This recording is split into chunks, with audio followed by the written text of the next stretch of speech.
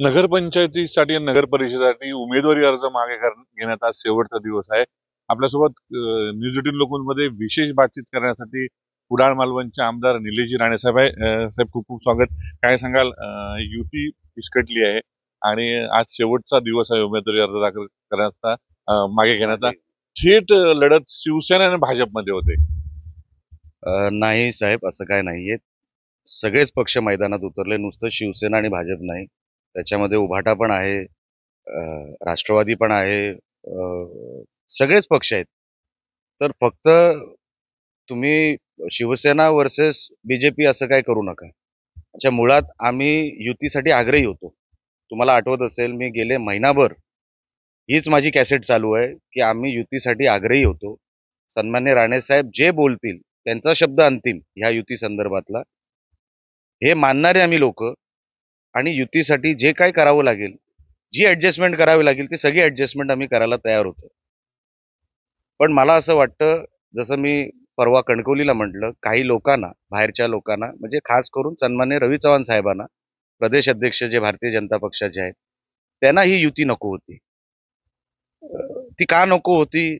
का त्यांना हा विषय घ्यावासा, असा करावासा वाटला, मला काय माहित नाही. पण जर तुम्ही बाजूच्या रत्नागिरी जिल्ह्यात बघितलं, तर रत्नागिरी जिल्ह्यामध्ये राजापूर एखादी सीट, लांजा एखादी सीट, रत्नागिरीमध्ये काय 6 सीट आहेत, त्याच्यामध्ये 2 शिवसेनेतून ऍडजस्ट करून दिलेल्या आहेत. तीच परिस्थिती पुढे आहे, म्हणजे चिपळूण असेल, खेड असेल. मग तुम्ही तिकडे एवढ्या कमी सीटांवर तुम्ही ऍडजस्ट झालात, म्हणजे आपला काय सिंधुदुर्गावर राग आहे की काय चव्हाण साहेबांचा, हे मला काही कळत नाही. त्याचं स्पष्टीकरण ते देतील. सन्मान्य राणे साहेबांचं जे काही म्हणणं होतं ते हेच होतं, निवडणूक ही चांगल्या वातावरणामध्ये झाली पाहिजे, सगळ्या कार्यकर्त्यांना न्याय मिळाला पाहिजे, पराभव कोणाच्या नशिबात नको, असं करून आम्ही सगळ्या सीटा ह्या जिंकायसाठीच युती मागत होतो. पण काही कारणामुळे, जसं मी तुम्हाला सांगितलं, असं झालं नाही. आणि प्रदेश अध्यक्ष चव्हाण साहेब असून सुद्धा ते 3-3 दिवस एका जिल्ह्यात बसतात. मला असं वाटायचं, मी सन्मान्य बावनकुळे साहेबांना बघितलेलं आहे प्रदेश अध्यक्ष म्हणून, सन्मान्य चंद्रकांत दादा पाटील साहेबांना बघितलंय प्रदेश अध्यक्ष म्हणून. ते कधी एका दोन जिल्ह्याचे वाटले नाहीत, ते अख्ख्या महाराष्ट्राचे वाटले. आपण प्रदेश अध्यक्ष फक्त 2-3 जिल्ह्याचा, हे कुठेतरी मला आश्चर्य वाटलं की 3-3 दिवस प्रदेश अध्यक्ष सिंधुदुर्गात बसतात आणि 2-3 जिल्ह्याचंच नेतृत्व प्रदेश अध्यक्षांकडून होत आहे. कदाचित त्यांची ती वर्किंग असेल, मला माहित नाही. ते मोठ्या पदावर आहेत आज. पण युती व्हायला हवी होती, या मताचा मी आहे. सन्मान्य राणेसाहेब आहेत, आणि राणेसाहेबांना सांगूनच की साहेब, हे काय धड वाटत नाही. अच्छा, इथे मालवणमध्ये आम्ही 10 सीटा द्यायला तयार होतो. कणकवलीमध्ये 1 सीट. मी बोललो, राणेसाहेब म्हणतायत ना, चला 1 सीट तर 1 सीट. आमच्या बॅनरवरतून फोटो काढले गेले, माझा काढला गेला समजू शकतो, सन्मान्य शिंदे साहेबांचा काढायला नको होता. आपण महायुतीमध्ये आहोत. हे सगळं ठरत असताना, हे म्हणजे तेव्हा काही ठरलं नव्हतं की स्वबळावर लढायचं वगैरे, ठरत असताना हे झालेलं आहे. मग मला वाटलं, की मी राणे साहेबांना म्हटलं की साहेब, मी तुमच्या पायाला हात लावतो, मला काय वाटत नाही इकडे काय युती होईल. आणि मग साहेब बोलले की तू आणि तुझा पक्ष, तुम्ही मोठा पक्ष आहात, तुम्ही सुरुवात करा. आणि त्यांचा आशीर्वाद घेऊन आम्ही सगळे उमेदवार उतरवले. पण जिथे आम्ही सगळं 50% वर द्यायला तयार होतो, कणकवलीत तर 0 आम्ही लढवायला, फक्त पाठिंबा द्यायला तयार होतो, एकही सीट न लढवता किंवा एखादी सीट लढवता. एवढं असून सुद्धा, एवढं कॉम्प्रोमाइज करून सुद्धा, आणि राणेसाहेब सातत्याने सांगतायत, 35-40 वर्ष राणेसाहेबांचा शब्द हा अंतिम शब्द सिंधुदुर्ग जिल्ह्यामध्ये मानला जातो. असं असताना आपण हे का करतोय, ह्याचा विचार आता सन्मान्य चव्हाण साहेबांनी केला पाहिजे. आणि आता मालवणात येऊन सांगायचं की भाजपला मत म्हणजे खासदार राणेंना मत. मग राणेसाहेब तेच म्हणत होते, नारायण राणेंचं मत म्हणजे महायुतीला मत, हे राणेसाहेबांचं म्हणणं होतं. आज तुम्हाला राणेसाहेबांचं नाव भाषणामध्ये घ्यावंसं वाटतं, जेव्हा राणेसाहेब सांगत होते नेतृत्व तुम्ही मानलंय, तर तसं व्हायला हवं होतं. पण ते का झालं नाही, हे माझ्यापेक्षा चांगलं ते सांगू शकतील, मी काय सांगू शकणार नाही. साहेब, तुम्ही म्हटलं होतं ज्यांच्या सोबत जायचं होतं ते सोबत आले नाहीत, त्यामुळे आता तुम्ही शहर विकास आघाडी सोबत कणकवलीत एकत्र येत आहे. कसं चित्र असेल आणि स्वतः तुम्ही उतरलेला आहे त्या मैदानात? हो, मी म्हटलं होतं की ज्यांना युती करायचीच नाहीये आणि आपणही सातत्याने मीडियामधली आमचे सहकारी सातत्याने आपण दाखवत होतात ते सगळं आम्ही किती प्रयत्न करतोय.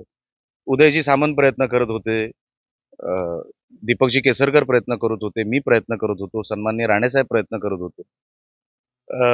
ते होत नाही. म्हणून शहर विकास आघाडी एक ऑप्शन आहे त्या शहरामध्ये. अनेक वर्षाच्या त्या कालावधीमध्ये एक अँटी इन्कम्बन्सी तयार झालेली आहे. जे आम्हाला जेव्हा आम्ही प्रचारात उतरलो तेव्हा आम्हाला कळली. तिकडचे जे आमचे नगराध्यक्ष पदाचे उमेदवार आहेत संदेश पारकर, ह्यांच्याबद्दल एक सहानुभूती तयार झालेली आहे. आणि एक नाराजी अँटी इन्कम्बन्सी सत्ताधाऱ्यांबद्दल, तिकडच्या सत्ताधाऱ्यांबद्दल तयार झालेली आहे. म्हणून आम्ही निर्णय घेतला, की शिवसेना म्हणून आपण ह्या शहर विकास आघाडीला पाठिंबा दिला पाहिजे. नगर विकास खातं हे सन्मान्य शिंदे साहेबांकडे आहे. त्या शहराला न्याय द्यायचा झाला, तर तो आम्ही देऊ शकतो. सगळ्या हेडखाली आम्ही पैसे आणू शकतो. कारण का ती नगरपंचायत आणि नगर विकास खातं ह्याचा जवळचा संबंध असतो आणि सर्वात जास्त न्याय कोण देऊ शकतो, तर ते नगर विकास खातं देऊ शकतं. म्हणून आम्हाला वाटलं, की आम्हाला त्या शहर विकास आघाडीला पाठिंबा दिला पाहिजे आणि तसा आम्ही दिलेला आहे. तुझे दोन प्रश्न. 3 ठिकाणी थेट लढत आहे, वेंगुर्ला, मालवण आणि विशेषतः सावंतवाडीमध्ये, आणि शहर विकास आघाडी म्हणून कणकवलीमध्ये. 4 ठिकाणी लढत असताना शिंदे साहेबांना विजयाची कशी गिफ्ट देऊ इच्छिता तुम्ही? बघा, गिफ्ट हा विषय जनतेचा असतो. जनतेला आपण पहिलं गिफ्ट द्यायचं असतं, त्यांना समाधानी करायचं असतं. त्यांच्यासाठी आपण हे सगळं करत असतो. जनतेनेच आपल्याला जर अ, ठरवलं, की ह्यांना निवडून द्यायचंय, तरच हा सगळा विषय होऊ शकतो. आम्ही जनतेच्या कोर्टात आज आहोत.